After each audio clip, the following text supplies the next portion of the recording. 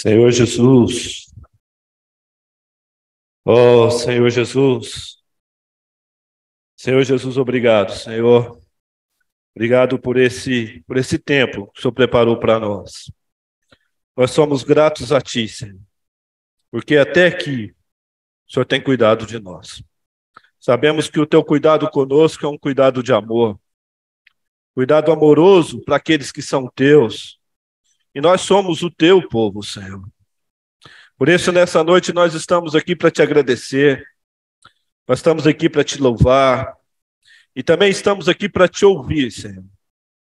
Fala conosco nessa noite, fala aos nossos corações. Sossega, Senhor, a nossa mente, o nosso espírito, tira tudo aquilo que nos impede de ouvir a Tua voz, porque nós precisamos de Ti, Senhor. Oh, Senhor Jesus, é em Teu nome, Senhor, que nós oramos. Amém. Senhor Jesus, amém. Quando chega essa época do ano, né, as pessoas aí no mundo têm a tendência de fazer uma retrospectiva, né, olhar para trás, né, ver o que foi feito esse ano, né, aquilo que deu certo, aquilo que foi realizado, ou o que não foi realizado, né, falar, eu queria ter feito isso, aquilo outro não deu para fazer, vou deixar para outro ano, né, isso eu fiz e tudo bem. E quando que nós somos cristãos, fazemos isso, nós caímos em dois caminhos. Um deles, talvez seja a frustração do pecado que nos subjuga, né, e a gente olha para trás e vê que a gente não conseguiu vencer.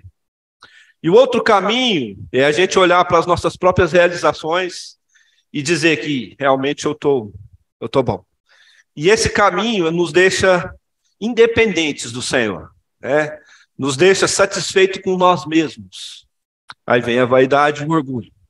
Né? E isso está intimamente relacionado, para nós que somos filhos de Deus e cristãos, com o governo de Deus em nossas vidas, com a nossa intimidade com o Senhor.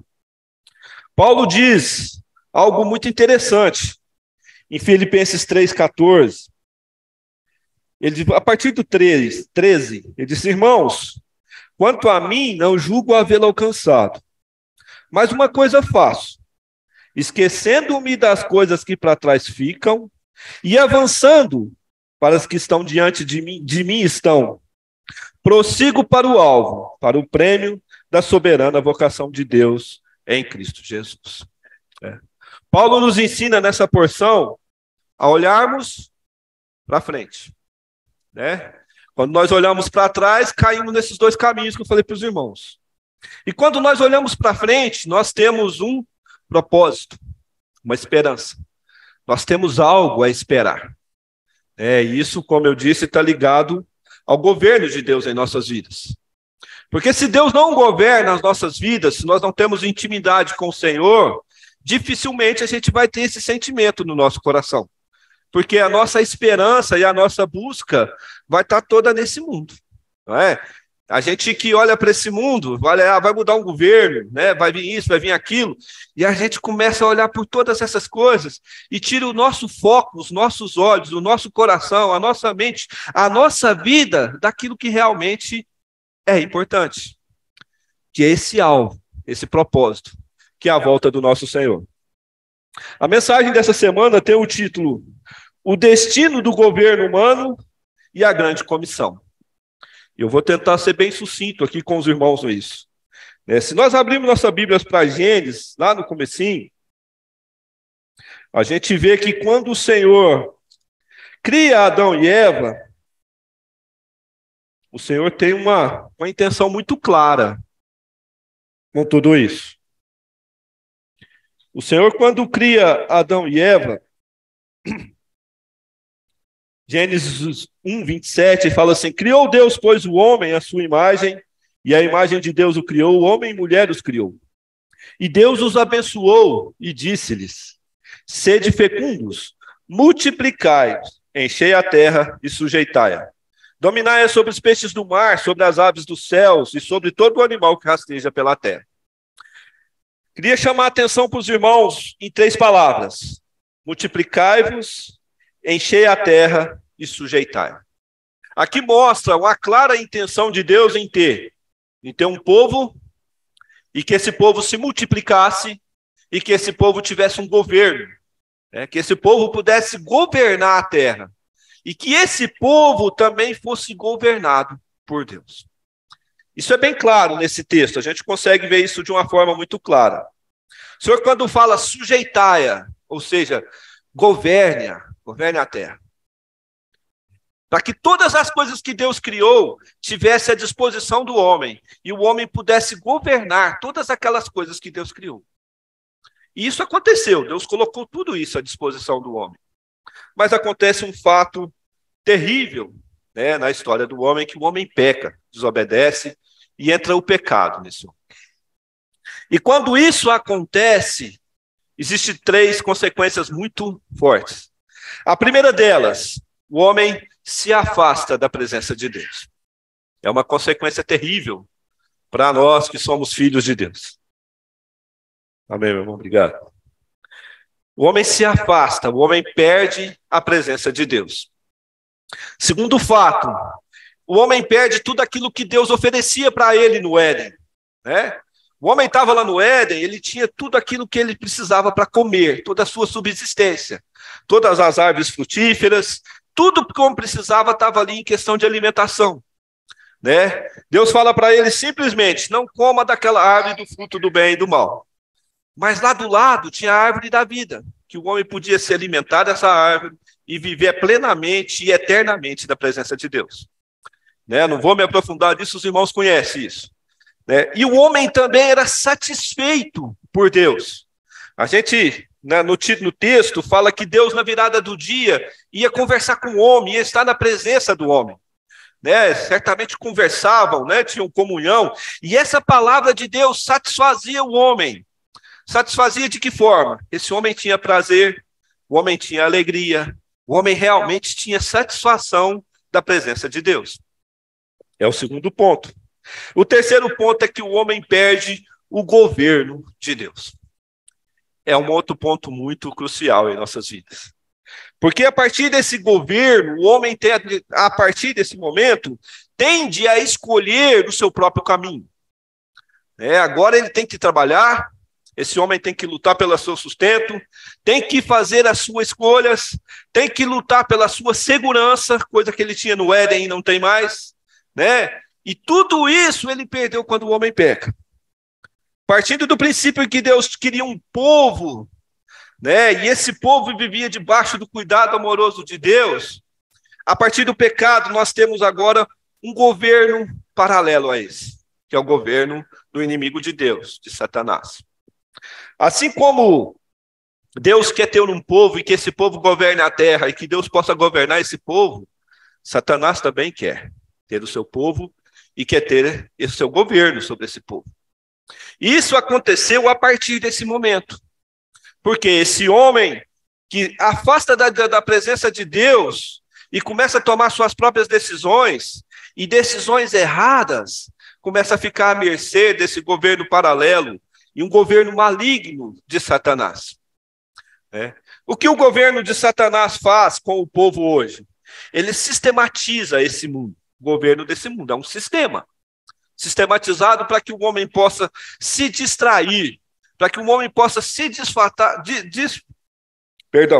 se afastar daquilo que é a vontade de Deus. O que ele faz? Ele nos ocupa. Trabalho, a busca por segurança, alimentação, conforto, entretenimento, alegria, todas essas coisas. Tudo isso que está nesse mundo, que nos afasta daquele governo, que é o governo original, o governo de Deus. Esse é o trabalho, esse é o sistema desse governo. Olha como é que as coisas funcionam. Adão e Eva saem da presença de Deus, tem 2 filhos, Caim e Abel. Os irmãos conhecem, Caim mata Abel. Mas por que Caim mata Abel? Começa as escolhas. Abel obedeceu o Senhor e ofereceu uma oferta conforme a vontade de Deus. Mas Caim ofereceu uma oferta conforme seus próprios esforços. Os irmãos percebem? Conforme a sua própria capacidade. Conforme aquilo que ele achava correto. E Deus o que faz? Deus rejeita. Mas Deus não rejeita Caim. Deus rejeita a oferta de Caim. E repreende Caim. E aí surge o governo paralelo. O governo de Satanás. O que Caim faz? Justiça com as próprias mãos. Caim se justifica. E ao se justificar, ele mata o próprio irmão. E se afasta completamente da presença de Deus. Os irmãos já percebem desde o início a influência desse governo, um governo maligno na presença do homem. E quando Caim se afasta completamente da presença de Deus, ele está totalmente independente na terra. Agora, ele tem que trabalhar, criar gado para comer, para sobreviver. Ele é obrigado a criar ferramentas, armas para sua segurança, para poder se defender. E também ele cria instrumentos musicais para que ele possa se alegrar, se satisfazer. Tudo aquilo que Satanás quer para afastar o homem da presença de Deus. Certamente se Caim se arrependesse, se voltasse para a presença de Deus, pedisse perdão, e falasse, Senhor, eu errei, me perdoa. Certamente Deus o aceitaria.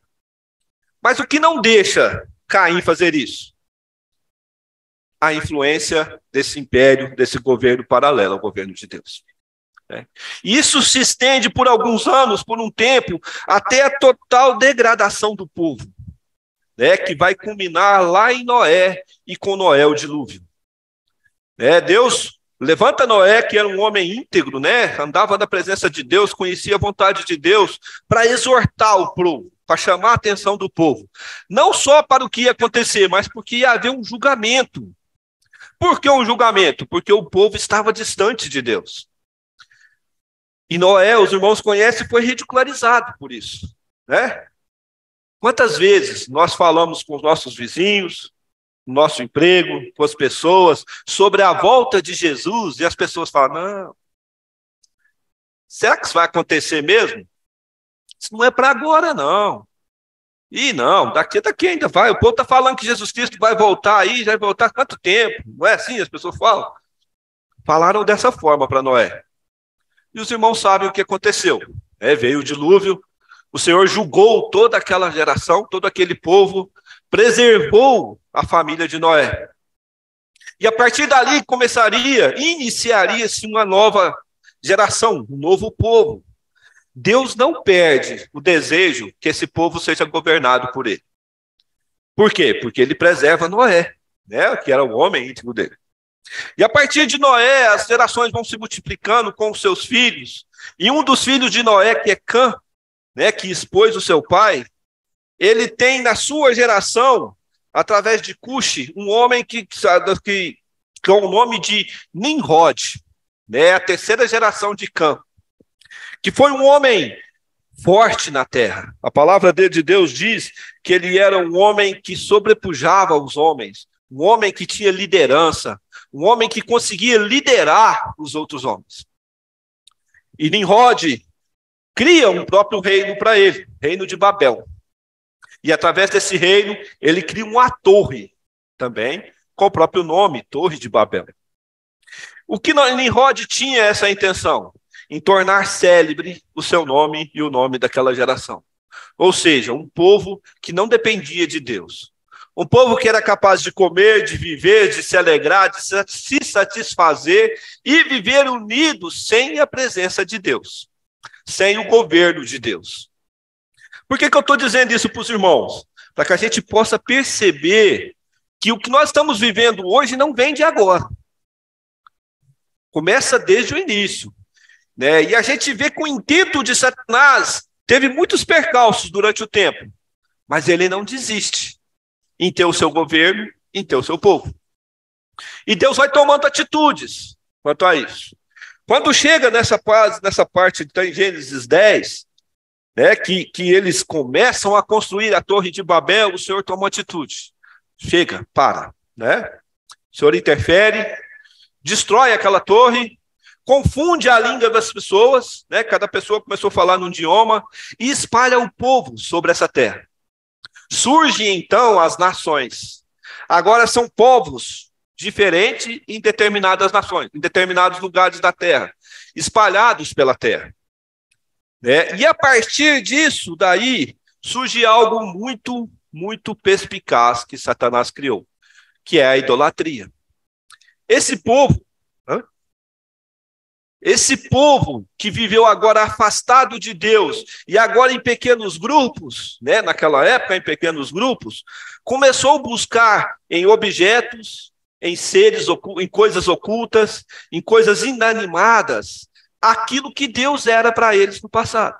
Ou seja, a satisfação, a proteção, a alegria, aquele que pudesse abençoar na colheita, no trabalho. Surgiu a idolatria. E esse povo levanta coisas absurdas. Totens, carrancas, marcas, crenças, todas essas coisas. Por quê? Por causa da presença de Deus. Hoje nós olhamos para nós e pensamos, puxa vida, eu não estou à mercê da idolatria. Engano, irmãos, engano. Muitas vezes, quando a gente vê o Brasil perder na Copa lá, a gente fica numa raiva do Neymar, Falou, Neymar, por que você não bateu o pênalti? Aquela alegria, aquela satisfação se transforma numa frustração. Os irmãos percebem o que é o nosso sentimento? A tendência do nosso sentimento? Buscar em uma pessoa a satisfação e a alegria da nação, de um povo. Falar, eu não estou alheio à idolatria. Nós estamos, sim. Todos à mercê disso. Graças ao Senhor, o Senhor tem abrido os nossos olhos. A gente tem percebido todas essas coisas. O Senhor tem nos dado. E a partir daí, de todas essas nações idólatras, no meio desse povo, o Senhor levanta um homem. E esse homem é Abraão. Eu queria ler com os irmãos. Abrão, no início, Gênesis 12. O que Deus fala para Abrão? Gênesis 12 diz assim, ora, disse o Senhor a Abrão, sai da tua terra, da tua parentela, da casa do teu pai, e vai para a terra que te mostrarei. De ti farei uma grande nação, e te abençoarei, e te engrandecerei o nome. Sê tu uma bênção. Abençoarei os que te abençoarem, e amaldiçoarei os que te amaldiçoarem. Em ti serão benditas todas as famílias da terra. Percebam que o Senhor pega de um homem, mas desse homem o Senhor quer um povo, quer uma nação, quer uma família. Sempre o Senhor tem esse interesse, esse intento, essa vontade de Deus. E quando Deus fala para ele, sê tu uma bênção, o que quer dizer isso? É a garantia de Deus, que Deus está falando para ele. Se eu estou falando, isso vai acontecer. Deus dá uma garantia para ele, você será uma bênção. E ele fala, em ti serão benditas todas as famílias da terra. Olha para a sua família. Essa bênção se estende a você também. Que nós somos descendentes dessa família, descendentes de Abraão. O Senhor nos abençoa a partir desse momento que ele fala para Abraão. Aqui vem, a gente falar um pouco de sermos predestinados. Eu não tenho tempo para entrar nesse caminho. Mas é a predestinação do Senhor para nós. Somos predestinados a ser abençoados enquanto família de Deus a partir desse momento. O Senhor levanta um homem. Por quê? Um homem só não seria capaz de ser a expressão de Deus nessa terra. Mas Deus queria um povo. E a partir desse homem, que Deus queria um povo, Deus dá um filho para ele, Isaque.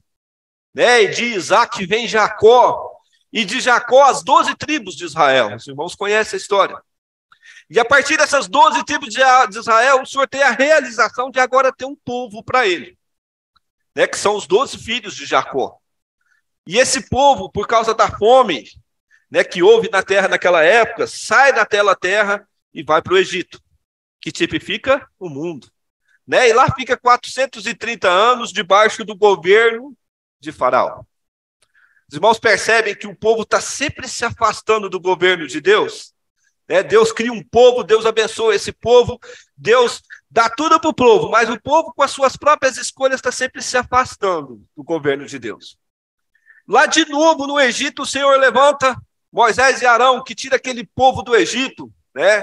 O Senhor faz atravessar aquele povo no Mar Vermelho em seco, 40 anos no deserto, para que aquele povo pudesse se baixar, se prostrar na presença de Deus, reconhecer que eles têm um Deus, né? Um Deus que cuida deles, né? De noite com a nuvem de fogo, de dia com a nuvem, dando comida, dando tudo para aquele povo. 40 anos no deserto, onde o pé não inchava, a sandália não estragava, a roupa se preservou. Eles comeram e beberam.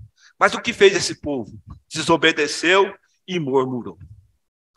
Mas Deus ainda cumpre a sua promessa com esse povo. Leve esse povo à terra prometida e dá a terra para eles. E lá esse povo começa a ser um povo grande, forte e próspero. Até o ponto que esse povo pede a Deus um rei sobre eles.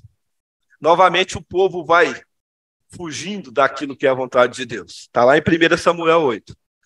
Através de Samuel, o povo pede para Deus ungir um rei sobre eles, Saul. O povo não quer o governo de Deus. E a partir desse momento, surgem muitos percalços na história da humanidade. O povo cai, o povo morre, o povo desobedece a Deus, o povo se torna um povo idólatra, né? O povo se vai para o cativeiro, até o ponto de ser toda a nação está no cativeiro na Babilônia. E Deus precisa levantar um rei gentio, que é Ciro, para que pudesse libertar esse povo. Percebam vocês, irmãos, eu acho que é o cerne dessa palavra. As nossas escolhas. As escolhas que nós temos, de um lado, o governo desse mundo, do outro lado, o governo de Deus. Mas Deus ainda não desiste desse povo. Deus se silencia por um tempo. A gente vê na Bíblia, tem uma lacuna aqui. E Deus manda o seu próprio Filho, Jesus Cristo, para que esse povo pudesse se arrepender e voltar para o céu. Jesus Cristo, quando morre lá na cruz, por nós somos salvos, ganhamos a vida eterna. Aqueles que creem no seu nome, recebem o Senhor, ganham a vida eterna. E ali nós somos salvos do nosso pecado, nossas almas somos salvas. Mas ali não existe só essa salvação. Aquela cruz representa muitas e muitas coisas. E uma delas é a libertação do governo desse mundo. Nós não estamos mais à mercê desse governo de Satanás, desse governo maligno. Queria ler com os irmãos João, livro do Evangelho de João, capítulo 12.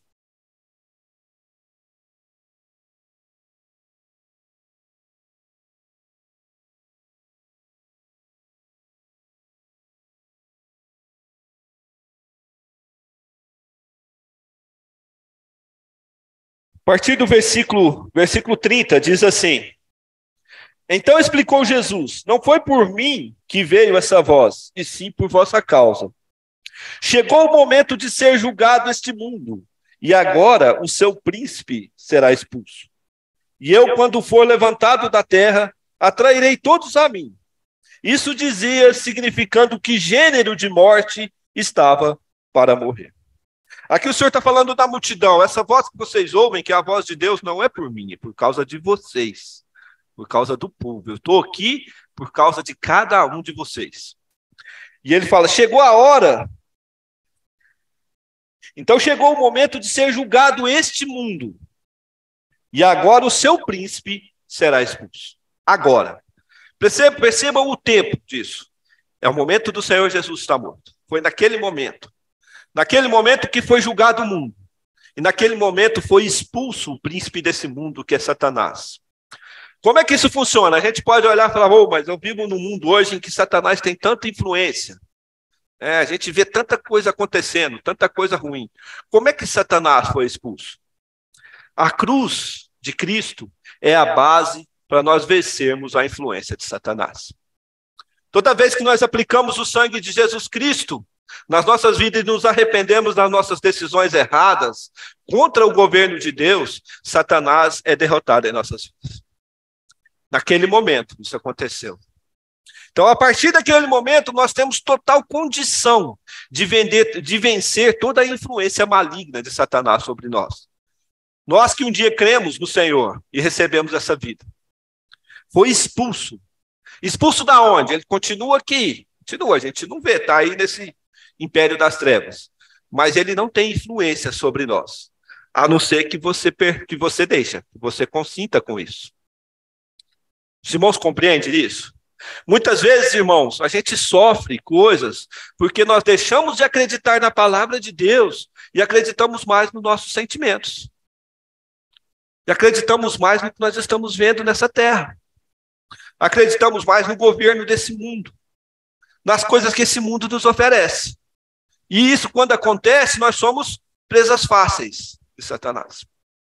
Se nós tivermos a nossa mente, o nosso corpo, o governo do que nós somos, voltados para o Senhor, nós certamente venceremos a influência de Satanás e o governo desse mundo. Porque ele foi expulso. Ou seja, perdeu, ele foi derrotado. Se nós olharmos para Hebreus 4,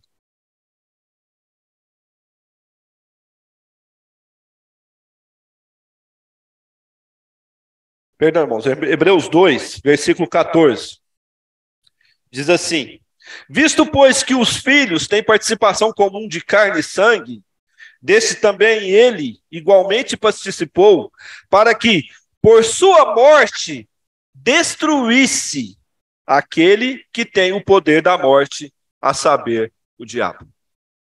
Por sua morte, destruísse aquele que tem o poder da morte, o diabo. Nós sabemos que o salário do pecado é a morte. E por que é o salário? Porque o pecado vive sob a influência daquele que tem domínio sobre o pecado. Aqui o Senhor fala que pela morte de Cristo, pela morte de Jesus lá na cruz, ele foi destruído. Ele perdeu, irmãos. Ele já perdeu. É uma luta ganha do nosso lado. Nós já vencemos. Nós precisamos crer no que a palavra tem dito para nós. Não deixar os sentimentos confusos que nós temos muitas vezes, né, tirar essa realidade das nossas vidas. Não vivermos por aquilo que estamos vendo nesse mundo, mas vivermos por fé na palavra de Deus. O Senhor, quando nos mostra isso através da sua palavra, ele nos dá um caminho sobremodo excelente. Né? Me faltou a referência. O Senhor nos tirou do império das trevas e nos transportou para o reino do Filho do seu amor. Olha o que isso diz para nós. O Senhor nos livra, nos liberta de um império, de um governo, e olha a palavra, transportou para o reino do Filho do seu amor. Isso quer dizer que esse transportou foi tudo ele quem fez. Foi tudo o Senhor. A vitória, com tudo que o Satanás tem sobre a influência de nós, veio a partir dele. Nós não precisamos fazer nada. Nós precisamos crer nessa palavra. E uma vez que nós cremos, nós somos transportados para o reino do Filho do seu amor. Né? Trazendo isso para uma realidade. Você sabe o que é você ser transportado?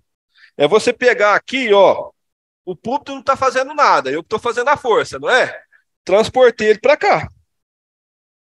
É o que o Senhor faz conosco. Não é pelos nossos próprios esforços, mas é pela nossa fé. Pela fé que o Senhor já nos deu. Nós temos essa fé. Nós precisamos exercitá-la. E como é que exercita a fé? Através da palavra de Deus. Nós não podemos ser uma geração fraca, irmãos, à mercê de tudo que esse mundo nos oferece. Deixar que esse mundo nos influencie nas nossas escolhas. Nós, como pais, uma vez influenciados por essas escolhas, os nossos filhos sofrem as consequências. Vocês, como jovens, influenciados por essas escolhas, vão sofrer as consequências no futuro. Tudo isso tem uma consequência. Mas Deus já nos deu a vitória sobre tudo isso. Por quê? Porque ele julgou todo esse império maligno das trevas na cruz. Lá ele foi julgado e destruído, ele já perdeu. A gente fica repetindo isso, irmãos, mas nós temos que repetir isso todos os dias em nossas vidas. Porque o inimigo não dorme. Ele está todos os dias ali como um leão, buscando quem possa tragar. E a partir disso, que nós vemos nesse governo, nesse quadro que eu relatei para os irmãos aqui, nós vemos que Deus tem um desejo muito claro de ter um povo, de ter uma representatividade nessa terra, de ter um governo sobre essa terra. E a partir de Cristo, lá em Mateus 16, o Senhor fala, Mateus 16, versículo 18, vou ler com os irmãos, é outro versículo bem conhecido.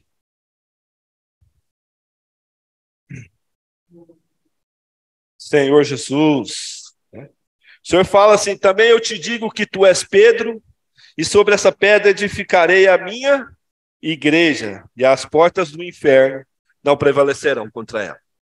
Aqui o Senhor está falando da igreja, da coletividade, do corpo de Cristo, de um povo, novamente de um povo. E o Senhor fala que as portas do inferno não prevalecerá contra ela. É uma afirmação. O Senhor está falando, não é talvez. As portas do inferno não prevalecerá contra a igreja. Um povo. E o Senhor fala aqui também, eu te digo que sobre essa pedra, nós temos uma pedra, nós temos uma base. Cristo é a nossa rocha, ele é a pedra angular. Nós estamos firmados sobre essa base, nós temos uma base em quem nos apoiar. Nós temos força. E nós somos pedras vivas na edificação dessa igreja, na cooperação dessa igreja, na construção de um povo forte que vai trazer o Senhor de volta.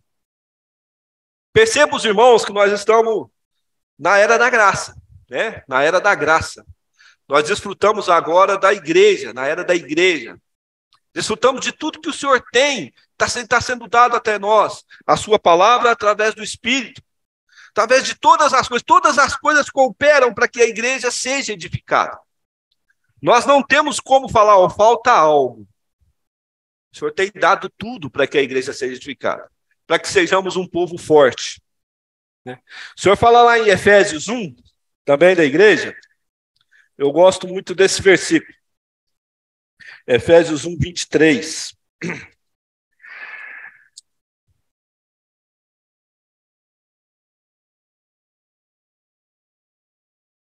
E pôs todas as coisas debaixo dos pés, e para ser o cabeça sobre todas as coisas, o deu à igreja. O 23. O qual é o seu corpo, e a plenitude daquele que a tudo enche em todas as coisas. A igreja é a plenitude, é a totalidade, é algo completo daquele que enche todas as coisas. Então, ou seja, nós temos tudo o que precisamos para que a igreja seja edificada, para que as portas do inferno não prevaleçam contra a igreja e que nós possamos trazer Cristo de volta. E a partir desse contexto, desse governo, o Senhor nos pede uma única coisa. Queria ler com os irmãos Mateus 28.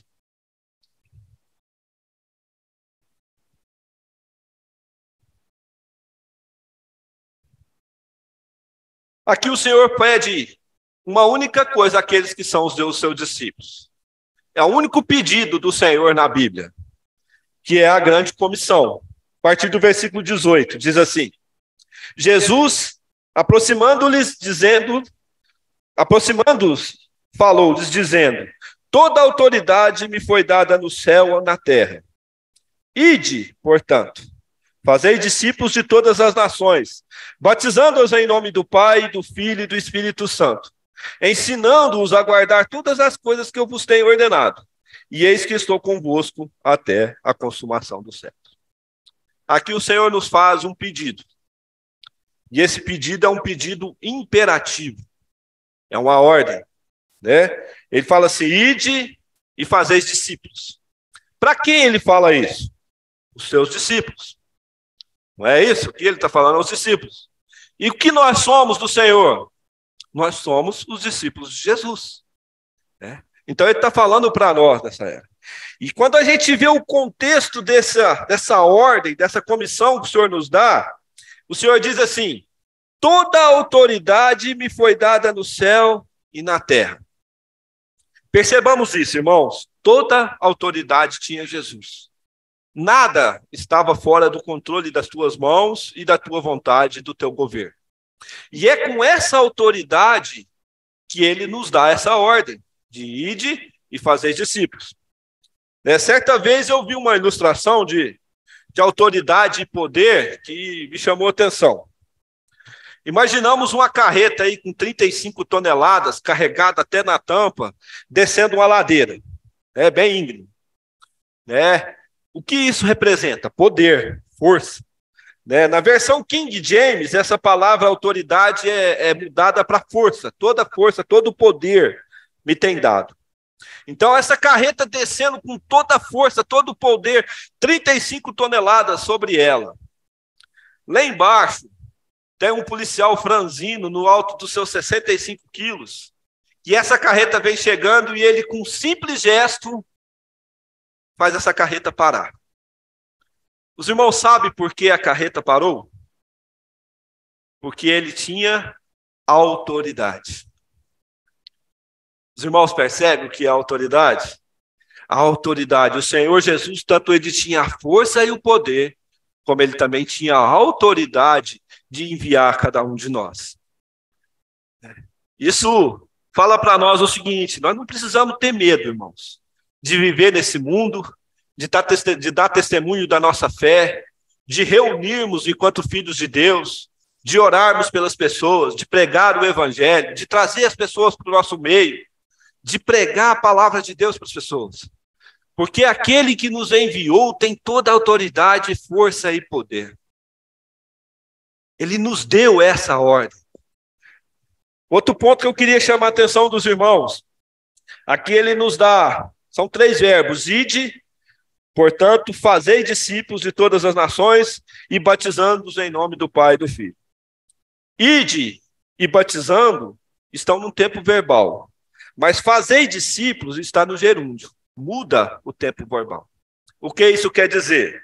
Fazer discípulos é contínuo, é o nosso viver, Tem que ser a nossa vida. Os irmãos percebem isso? Não é uma ocasião esporádica, vamos sair, vamos fazer ali. Isso é muito bom, mas precisamos fazer isso. Os irmãos têm feito muito orar por você, sai pregando o evangelho, tudo isso. Nós tivemos uma reunião de pregação do evangelho, tenho orar por você na quarta-feira, isso é muito bom. Mas não é só isso. Não é só isso. Isso tem que ser o nosso viver diário. Percebam isso, nós temos que aproveitar toda e qualquer oportunidade para cumprir essa comissão. Lá no ônibus, no amigo nosso no trabalho, nos nossos vizinhos, aonde nós estivermos, porque essa é a vida do discípulo. Fazei discípulos. Senão, essa comissão se torna em omissão. E olha outro ponto interessante. O Senhor fala assim: ensinando-os a guardar todas as coisas que vos tenho ordenado. Ensinando-os a guardar todas as coisas que vos tenho ordenado. Nós temos outra responsabilidade: ensinar as pessoas aquilo que o Senhor tem nos ordenado. Muitas vezes a gente quer falar para as pessoas assim com pano quente, não vou falar que o Senhor Jesus está voltando. Se ela não se arrepender, ele vai para o inferno, isso pode afastar ele. Mas isso é uma realidade. É o que a palavra de Deus nos diz.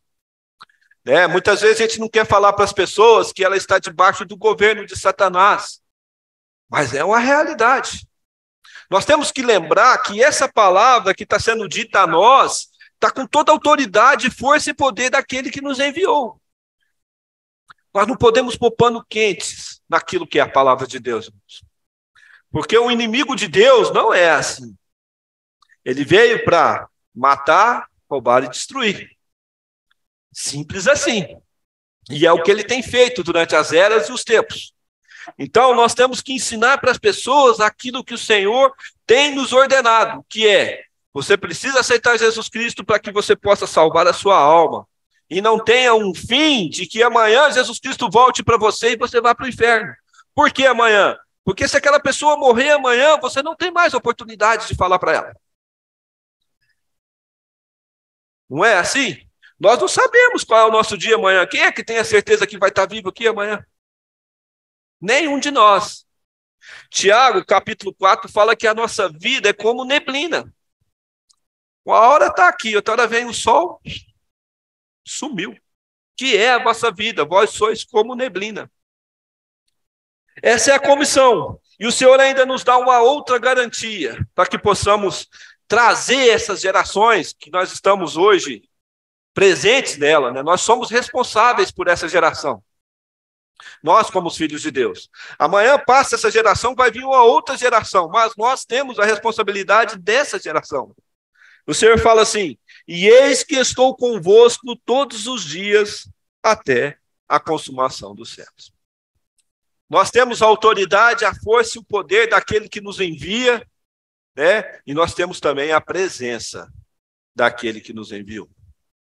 Ele está conosco todos os dias até a consumação dos séculos. Por isso, irmãos, muitas vezes a gente olha, né, para as nossas vidas, para os nossos planos, olhamos para trás, né, e ficamos frustrados ou tristes, né, por algo que não aconteceu, por algo que não se realizou, ou por um trabalho que não veio, ou por um carro que você não trocou, ou passei um tempo doente, tudo aquilo que a gente está sujeito, está vivendo nessa vida. Né? Esse tempo nos remete a isso, nos faz pensar dessa forma. Né? Acabou um ano e muitas vezes a gente nos sente fracassados, outras vezes realizados, né? Mas o nosso sentimento não pode ser esse, irmãos. Nosso sentimento é que aqui para frente, daqui ali, a gente não sabe quando, mas deve estar próximo. Esse é o nosso sentimento, e é um sentimento geral dos filhos de Deus, que a volta do Senhor está próximo. Tem algo nos esperando muito maior do que esse mundo pode nos oferecer. Muito impossível comparar o que nós teremos, né, com o que nós estamos vivendo hoje. Mas isso depende do governo de Deus em nossas vidas. Isso depende da realidade da palavra de Deus em nossas vidas. Depende da nossa intimidade com o Senhor, né, do nos entregar realmente no Senhor. Né, a gente muitas vezes, eu costumo falar isso porque eu acho que é o nosso momento mais íntimo na presença de Deus. Quando nós estamos à face da morte. Você sabe quando o médico fala ali, falou, agora só Deus. Aí você entrega totalmente a Deus, você joelha, falou, meu Deus, agora só o Senhor. Eu acho que esse aí é o momento mais íntimo nosso com Deus. Mas se o médico falar, agora só Deus, e vier uma outra pessoa e falar, lá no Antártica, no Polo Norte, num lugar onde ninguém foi, nunca houve, lá eu sei, eu tenho certeza, tem uma coisa lá que pode te salvar, já vai passar na sua mente, como é que eu vou lá? Vou de avião, vou de barco, vou de navio. Os irmãos percebam como nós somos. Né? Se houver uma outra esperança que não seja Deus, aí parece que atravessa um outro caminho à nossa frente e a gente começa a conjecturar essas coisas. Que não sejamos dessa forma, né, irmãos. Que a nossa primeira opção seja sempre o Senhor, a vontade de Deus em nossas vidas. Né? Porque todas as coisas cooperam para o bem daqueles que amam o Senhor. Daqueles que são chamados segundo o seu propósito. Amém? Irmãos, esse é meu encargo, os irmãos me perdoem um pouquinho do tempo, eu tentei resumir, era bem grande a palavra dessa semana, mas espero que o Senhor tenha falado ao coração dos irmãos. Agora nós vamos fazer uma oração, é a nossa última reunião do ano, vou convidar os irmãos para a gente ficar de pé, né? E eu vou orar pelos irmãos, vou pedir ao irmão Nélio também que ore pelos irmãos. E se algum outro irmão ou irmã que tiver o desejo de orar também, nós podemos orar, porque estamos em família, agradecendo a Deus pela sua palavra e pelo o seu cuidado amoroso conosco. Amém?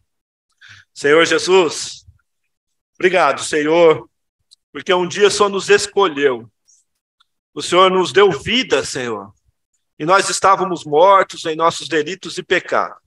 Mas é pela tua rica e muita misericórdia, hoje nós estamos aqui, cheios da tua pessoa, cheios do teu propósito eterno para nós.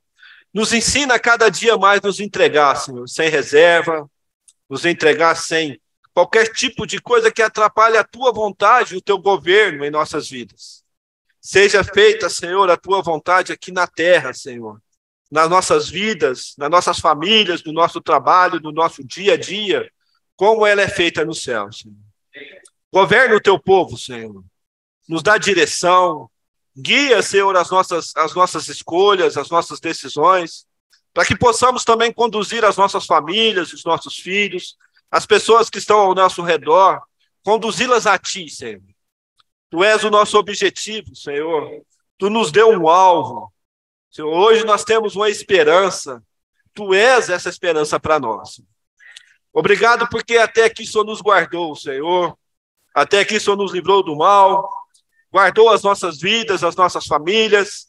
Durante todo esse ano, Senhor, que não foi um ano fácil, mas o Senhor esteve presente em todos os momentos. Nós cremos que o Senhor cuidou de nós, Senhor Deus. Mas ainda declaramos a Ti que precisamos do Senhor, que sem Ti nós nada podemos fazer, Senhor. Oh, Senhor Jesus, continua falando aos nossos corações. Abençoa cada família, Senhor, cada irmão, cada irmã. Traz para junto de nós aqueles que estão afastados, Senhor. Traz para junto de nós aqueles que estão dúvidas no coração. Visita, Senhor, os irmãos que estão doentes, Senhor. Visita os irmãos que estão enfermos. Visita, Senhor, aqueles que por um motivo ou outro estão debaixo do governo desse mundo. Mas que a Tua misericórdia possa alcançar cada um deles.